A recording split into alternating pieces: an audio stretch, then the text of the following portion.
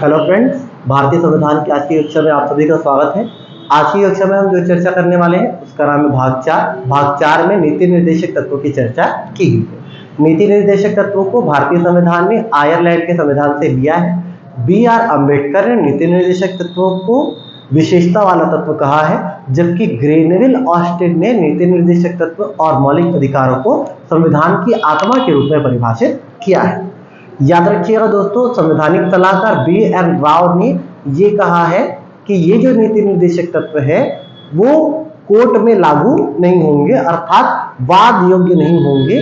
ऐसा उनका कहने का उद्देश्य ये था कि जिस समय भारतीय संविधान बना था उस समय हमारे पास संसाधन इतने नहीं थे कि नीति निर्देशक तत्वों को हम वाद योग्य बना सकें।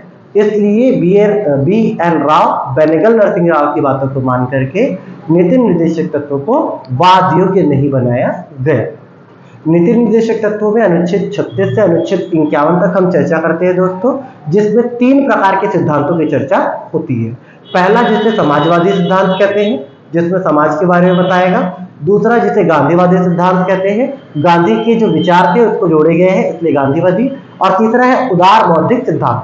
इन तीनों के संबंध में हम चर्चा करेंगे।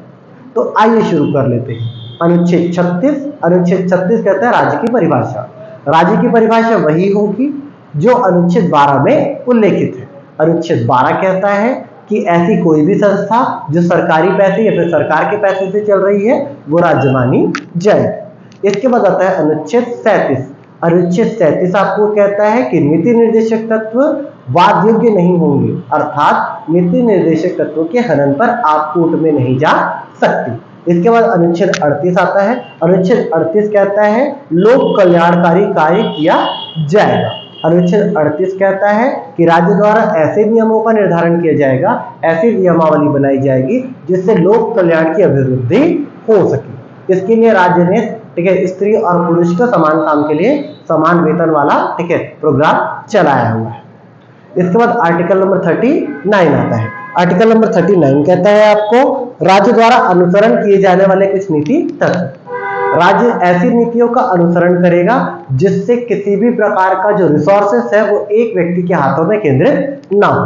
साथ ही साथ राज्य ये याद रखेगा, ये समझ सकेगा कि स्त्री और पुरुष दोनों को समान काम के लिए समान वेतन मिले, साथ ही साथ स्त्री और पुरुष को काम की प्राप्ति हो, समान रूप से उनको काम की प्राप्ति हो। इसके बाद याद रखिएगा दोस्तों 39A जोड़ा गया 42nd of constitutional amendment act 1976 के माध्यम से, और इसमें कहा गया निःशुल्क कानूनी सहायता प्राप्त होगी।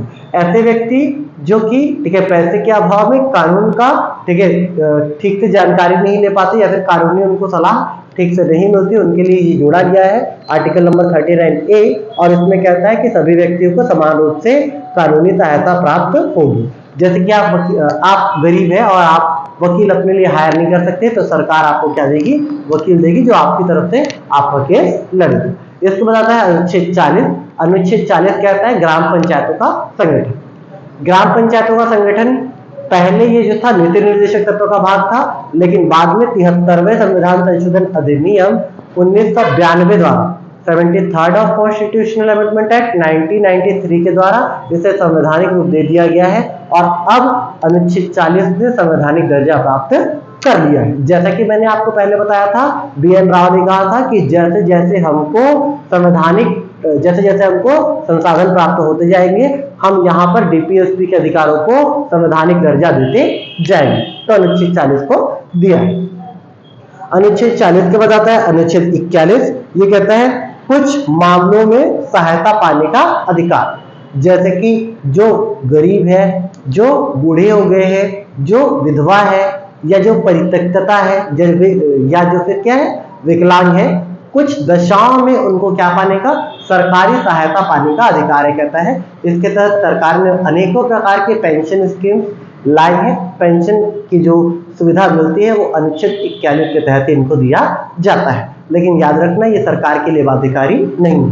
ठीक है, सरकार चाहे तो दे, सरकार चाहे तो ना। ठीक है, इसके बाद आता है अनुच्छेद 42। अनुच्छेद 42 कहता है ठीक है, समान स्थिति में या फिर विशेष स्थिति में प्रसूति सहायता का प्राप्त होना। डिपेंड करता है कि स्त्री कहाँ पर काम कर रही है, सरकारी जगह पर काम कर रही है या फिर प्राइवेट जगह पर काम कर रही है। अगर सरकारी स्थानों पर प्राप्त कर रही है काम कर रही है तो उसको छुट्टी मिलेगा, लेकिन यदि वो ठीक है प्राइवेट स्थान पर काम कर रही है तो उसको छुट्टी मिलेगा या फिर नहीं मिलेगा, वो उसके बॉस पर डिपेंड करेगा। ठीक है, जैसे कि स्त्री को भी इस काम के लिए छुट्टी मिलता है और पुरुष को भी इस काम के लिए छुट्टी मिलता है। Article number 42। आर्टिकल नंबर 43 कहता है निर्वाह मजदूरी का निर्धारण। एक मिनिमम ठीक है पारिश्रमिक का निर्धारण किया जाएगा जिससे किसी भी व्यक्ति का शोषण ना हो। इस बारे में चर्चा करता है आर्टिकल नंबर 43। इसके बाद आता है article number 43A। Article number 43A को 42nd of constitutional amendment act 1976 के द्वारा जोड़ा गया और इसमें कहा गया है उद्योगों में कर्मकारों की भूमिका। ऐसा कहा गया है कि उद्योगों में किसी भी प्रकार का नियम बनाने से पहले ठीक है जो यूनियन के लीडर है, जो मजदूर यूनियन के लीडर है, उनको साथ में रखा जाए। उनकी परमिशन के बाद भी जो परिश्रमिक है ठीक है उनके लिए क्या किया जाता है कि नियम का निर्धारण किया जाएगा। ये कहता है आर्टिकल नंबर 43।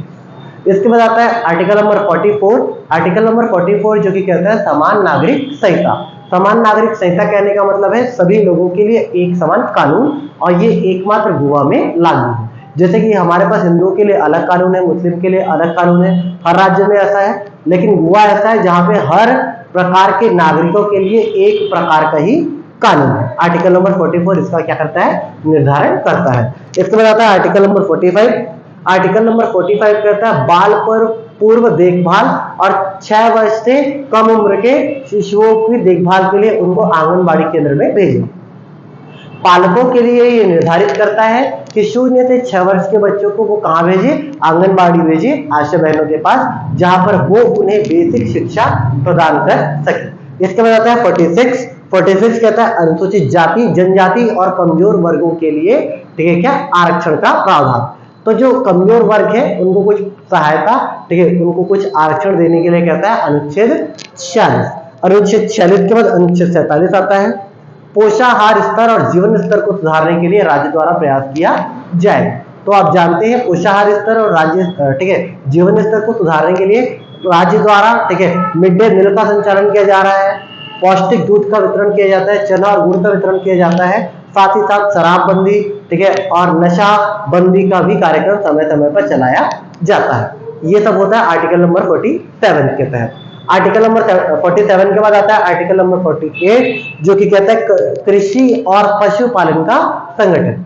आर्टिकल नंबर 48 कहता है कृषि और पशुपालन का संगठन। कृषि और पशुपालन के संगठन के तहत गौ हत्या, पशु हत्या, बैल हत्या का क्या किया जाता है, प्रतिबंध किया जाता है। इसके बाद आता है 48A। आर्टिकल नंबर 48A को 42nd of constitutional amendment act ठीक है 1976 के तहत जोड़ा गया है और इसके तहत वन और वन्य जीव की हत्या को क्या किया गया है, प्रतिबंधित किया गया है। इसलिए हिरण मारना या फिर वन्य जीवों को पकड़ना, जैसे कि तोता पकड़ने वाले को मैं एक दिन देखा, एक देशी तोता को पकड़ा था, देशी तोता को पकड़ के बेच रहा था, इनका खरीद फरोख्त, इन सभी पर क्या किया गया है, प्रतिबंध लगाया गया दोस्तों आर्टिकल नंबर 48A के तहत। इसके बाद आर्टिकल नंबर 49 आता है, ये कहता है राष्ट्रीय महत्व के वस्तुओं और स्मारकों का क्या किया जाएगा, संरक्षण किया जाएगा।